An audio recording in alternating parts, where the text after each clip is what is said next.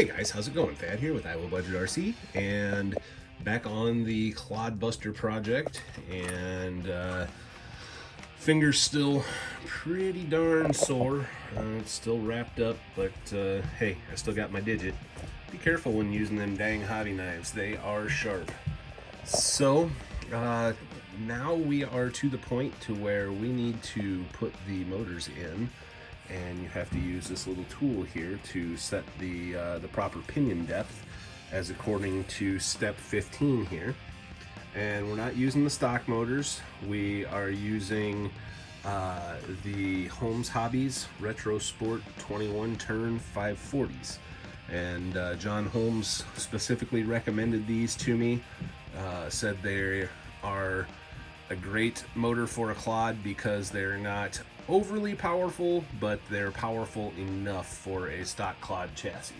And you don't have to do any trimming to the suspension arms or anything like that. So now I'm going to gather up the, well, I've got Loctite here on a backing for one of the home stickers because I put home stickers, one on each side of the Clod there. And so use that for Loctite. I got my Tamiya little hex driver here, and we're going to get these pinions set, and so I'll bring you back at that point. Oh, I forgot to tell you, we're not using the stock aluminum pinions that come with it. We are using these Robinson Racing pinions, and as you probably saw in one of our other videos, one of my other videos, but speaking of other videos, we just got done making video today of giving the gift of RC to my friend Dwayne, his grandson. And Craig is a good kid. He's a couple years younger than Grayson, but I think he had a lot of fun out there today with that thing. So if you haven't watched that video, go check it out. Alright, we got the pinions on there, and just wanted to show you with the little tool that they give you here. So that is how it works, and it's just a pinion depth tool. Make sure that this ledge sits tight up against the pinion and this ledge sits tight up against the motor, and both of them are set to the same depth, and the shaft just barely sticks out of the end, and that's how it is. So now I will gather up the sleeves and the screws, and we will get the motors put into the transmissions. Alright, so I thought I'd show you. I already did it on that one, but these little sleeves that they give you for screw support just slide through there just like that. And then the screws go through those, and then you got your motor covers, and just screw it into the motor and you're good to go. Now I am going to put a dab of grease on the pinions. Some guys do it, some guys don't. I believe grease is a good thing, so not enough to, you know, be spraying into the motor or whatever, but I'd still want some grease on there. One down, one to go. As you can see, I just put a little bit of grease in that pinion gear there, just to add a little extra assurance for me, I guess. So, alright, bring it right back. Alright, that's 2 Clodbuster transmission assemblies built and ready to go. So now it's time to start putting the arms on.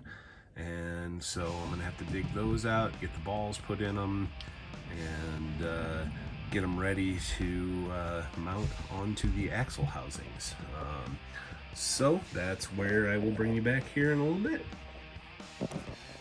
Well guys, Tamiya shorted me 2 of these ball ends. Unless I know, we got the bigger ones in here, and there's 10 of those. I think they may have, which I think there should only be 8 of those. I think they may have put 10 of those in there and shorted me 2 of these.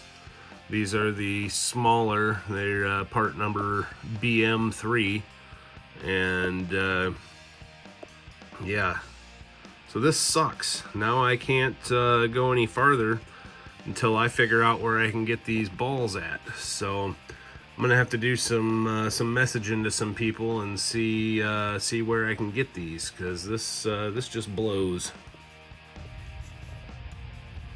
All right, well, I found two steel ones. So I checked them against the length, and they're the same length. The ball ends are the same size. The only thing is focus. These are flat on the end versus being more of a round ball shape, but the balls are the same size, and the hex is a little bit thicker. I don't think that's going to make a tinker's bit of difference. So we're going to try these and see if it works. All right, that should work. This set has the ones with the flatter ball ends on the fronts there. Maybe that's the rear ones, I don't know. However these face, but shouldn't make a difference, should work. What they did was they sent me 2 extra of the big ones and not enough of the smaller ones. So yeah, I guess things happen. Must have been built on a Friday or something. I don't know, but we're moving on. All right, one transmission is all the way through step 19, and so got the arms all attached, got the pivot balls on there, got these pivot points, whatever you want to call them, connected on there, and so that part should be good to go. So now I'm going to do the other one, and then we'll move on to putting the metal braces on, and etc, etc. Getting closer to being a roller.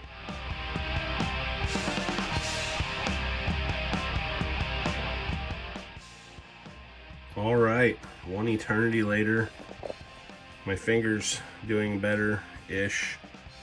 At least it's all together now, and still hurts like hell, especially when I hit it on something. But we're gonna get this clod done one way or the other. I'm gonna get this thing to roller status here before the evening's over. Problem being is I lost one of the Tamiya Eclipse. It went flying, and I have no clue where the hell it's at, and the hobby shop didn't have any. And so the closest I can come is either this one here that's too small, or this one here that's a shade too big. So I'm gonna make one of those two work. Those came from O'Reilly's, and hopefully I don't lose any more. But we're about to start on step 20 here, which is putting the hubs together, and so we're gonna get this done, and then I will bring you back and show you how to do this on the Tamiyas. It's really nice because they give you full scale as to how to set your links, so that's really awesome. But anyway, yeah, I'll bring you back shortly. All right, I actually found an E-clip here in my stash of stuff, because those are, like I say, too big or too small from O'Reilly's. And so I ended up getting them and didn't drop any, and they're all together, and got the bearings in them, and got the rod ends on them, or the ball ends. So now comes time to assemble the rods.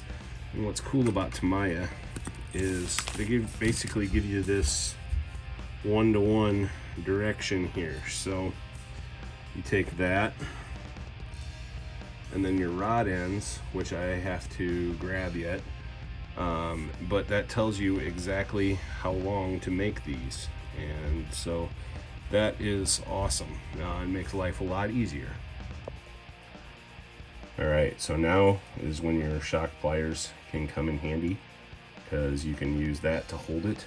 And then what I'm going to do is I'm just going to stick this screwdriver through the hole like that and turn it, now that I've got the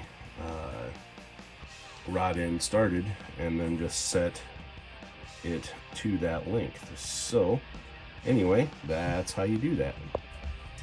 All right, so got one done, as you can see, to the scale length of what they show here in the picture, and if you do that, you'll never ever have a problem. All right, guys, all four steering links built. I guess that's what you'd call these. Maybe these are steering arms, and then these are the steering links. Got all four of the hubs built and ready to go on the axles, so now it's time to turn the page. Alright, so now comes time to put all that together onto the axles, and this is where the builds kind of get funky. They got this spring servo saver kind of deal on there that you got to put together, and yeah, it's just, not that it's a bad system, but it's just different than a lot of vehicles, and that's part of the reason why guys convert these to steering on or servo on axle, is because there's just so much play with these long links, and actually not those long links, it'd be these long links that go through the chassis, and then just everything all together that they don't steer when they're just sitting there. They only steer when they're moving. So anyway, that's where we're at. We're gonna continue on, and we're gonna get this thing to be in a rolling chassis form yet. Guys, I need your help on this Clodbuster here. So the hubs are, and I'm not sure if this is the right one for this side, but the hubs are supposed to slide in here like so, and then this shoulder bolt goes down through here into the top of the hub, just like so. Well, I'm trying my damnedest to get this thing pushed in, and I can't get it to push in any farther. These axles are in as far as they go, everything meshes, and the motor turns over if you hold both of them, whatever. I don't know. I've never built one, and I don't think this is normal. So am I missing something here? All right, well, I swallowed my pride, took this damn thing apart. Sorry guys, I'm frustrated with this. But what I found is there's another slot. I don't know if you can see it, focus right there, for the E-clip. So I put that E-clip in too high of a slot. How does the gearbox even go together? How? I don't get it. But anyway, that's got to be the problem, because if I pull up on that axle, put it in the right spot, then that E-clip is equal with the C-hub, and like it should be, and goes together. So I guess I'm pulling both of them apart and redoing this. But anyway, I figured it out. Couple cups of coffee, watching Mark Bryan's video over and over again, and comments from all you guys. Thank you, I appreciate that. I got it. I swallowed my pride. So anyway, that's got to be the problem. Definitely was the problem. So I did this on both dang axles, so now I got to I'm gonna have to, I guess, pull these screws out again, which I Loctited, of course, and get that popped into place. Unless I can do it this way, I might have to try it without pulling it all apart. But yeah, thank you everybody again for your help and your encouragement and telling me not to give up and not throw this dang thing across the room. Easy but stupid fix, I guess. So we'll get it. All right, guys. Well, I figured it out. And I actually had to use one of the E-clips from O'Reilly's, because I had to steal the one that was on here to put inside the one side, because of course when I took it off, didn't have anything there holding it, and it went flying, and I was on my belly underneath my bench looking for 25 minutes, and I'm just not going to deal with that. So I made one work. But as you can see, I don't have it screwed in all the way, but the shoulder bolt holes line up now. The axles go in as they're supposed to, so stupid mistake.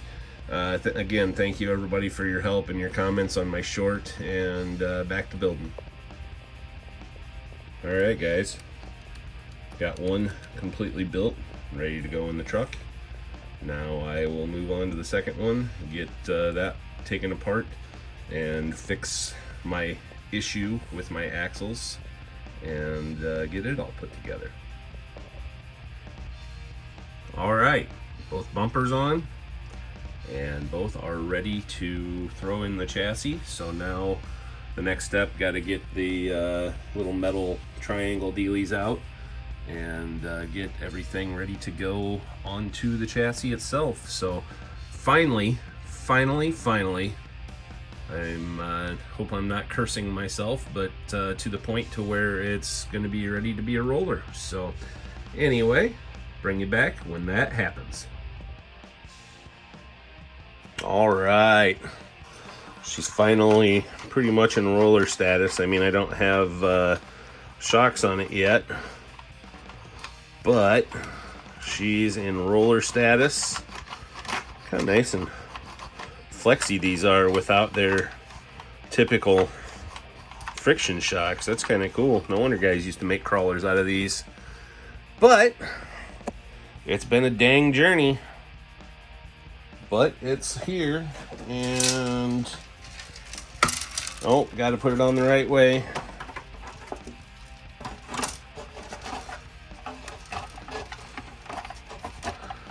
There it is with the runner body on it, the Clodbuster.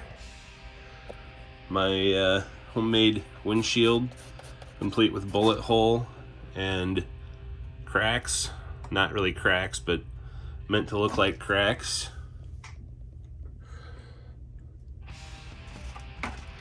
Yeah, buddy.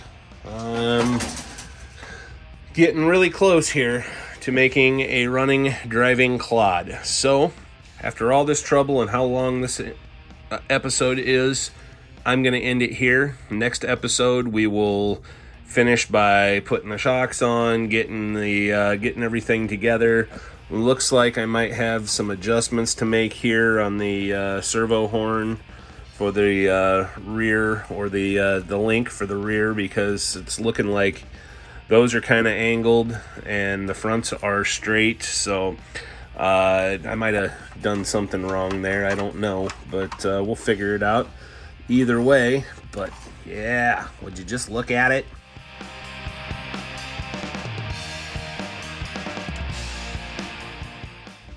Would you look at it? You know, when I see something like this, I just say, well, would you look at it?